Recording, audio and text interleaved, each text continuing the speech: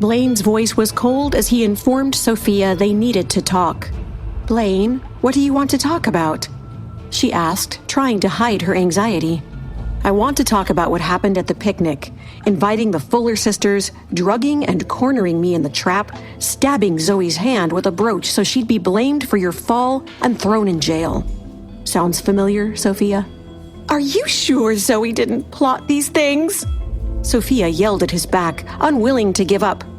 Blaine looked back at Sofia calmly. "There's not a doubt in my mind that she had nothing to do with this, because a woman as proud as Zoey would never betray her soul for a man." Sofia took in a deep breath. "Blaine, if you really love Zoey that much, I can ask your mother to break off our engagement. You know, I'm not that kind of person." Blaine looked at Sofia's gentle smile, and the color in his eyes deepened. All he said was, "Rest well." "Sofia!" At that moment, Ziva walked in and immediately saw Blaine, who was about to leave, and said, "Dr. Dexter, hello!" She greeted him as her eyes lit up. Blaine didn't bother to answer her. "You guys go ahead and chat. I'll be leaving now." "Blaine!" Sofia called out to him again. "Would you mind taking Ziva home? She has a stack of fashion magazines she wants to lend me to pass the time. You can bring them back to me when you return to the hospital." "There's still half an hour before I get off work. I'll come to find you when I'm done." Blaine looked at Ziva as he said this. Then he turned around and walked out of the room. A half hour later, Blaine left with Ziva to drive her home. Along the way, Blaine remained silent. He only focused on driving, but Ziva hadn't stopped talking since they'd met up. After all, being alone with Blaine was too good an opportunity to pass up. Seeing that they were almost home, Ziva became a little anxious. Just as Ziva was getting anxious, surprisingly, it was Blaine who asked her a question. "Is one of your family members sick?" His sudden question stunned Ziva for a moment. She nodded hesitantly. "It's my..." Ziva was interrupted by her ringing phone. She apologetically smiled and said, "Just a minute, let me take this call." "Ziva, are you going to be home soon?" Zoey asked her over the phone. "I'm almost there. See you in a minute, sis." Ziva hung up the phone and turned around to look at Blaine. "Dr. Dexter, do you want to come over to our place for dinner? It's time for dinner, isn't it?" Blaine already knew this, of course. Zoey's excellent culinary skills tempted him. Ziva was shocked when Blaine simply said, "All right." When Blaine walked in her front door, Zoey froze in shock. Blaine was dressed casually in a sweater and dark jeans, but his tall, refined presence seemed to clash with his simple surroundings. "Good evening, Mrs. Fuller." "Ziva, who is your guest? Come in and have a seat." "Mom, this is Dr. Blaine Dexter. Dr. Dexter, this is my mother, Gloria Fuller." Ziva happily introduced them. "Mom?"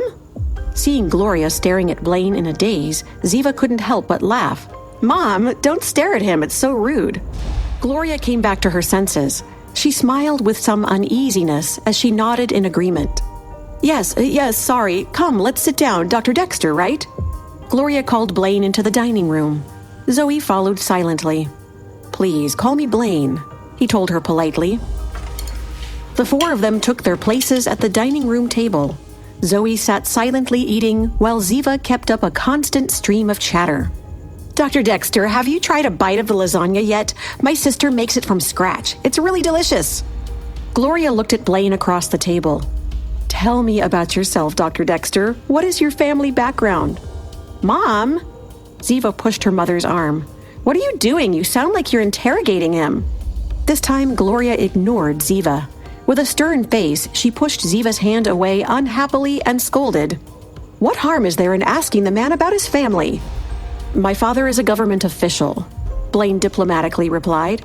"A government official? Mom, his father is Senator Michael Dexter of Arizona," Ziva quickly elaborated.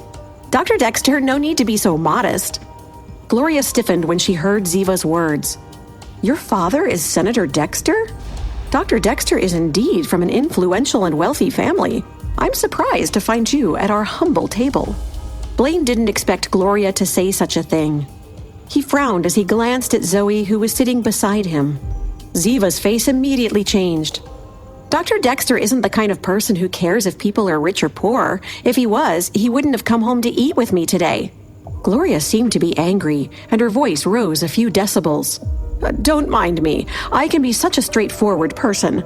From now on, you don't have to interact with my Ziva anymore. Our family situation is clearly not compatible with yours. Mom! Ziva threw down her napkin as her eyes turned red. How can you say such a thing? I finally managed to get on better terms with Dr. Dexter, and you're already pulling me back. How can you do this to me? Ziva's eyes teared up after she shouted. After she finished speaking, she rushed into her room while crying.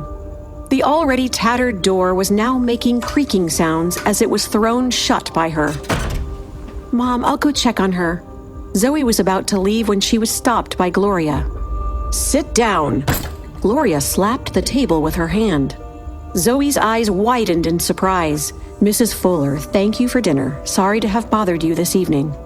Blaine was shocked by Gloria's actions. It's not worth it to hurt the relationship between you and your daughter over me. I'm leaving. I'll just walk myself out. Blaine looked at Gloria and frowned. Obviously, coming here tonight had been a mistake, but not for any reason he might have expected.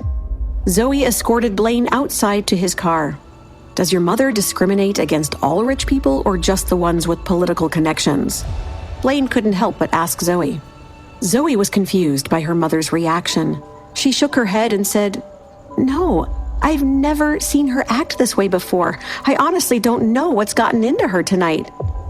Go inside. Blaine gestured toward her house. Zoey nodded and looked at him, her blue eyes soft with unspoken emotion. Before she habitually reminded him, Drive carefully on the road. I will. A faint glimmer appeared in Blaine's eyes. It was clearly a hint of happiness. Bye. Zoey waved her hand at him, a faint unwillingness to part in her eyes. She turned and headed inside. Hi, Zoey here. If you are wondering what happens next, then download the Pocket FM app and listen to the exciting episodes of Rekindled Heartache now.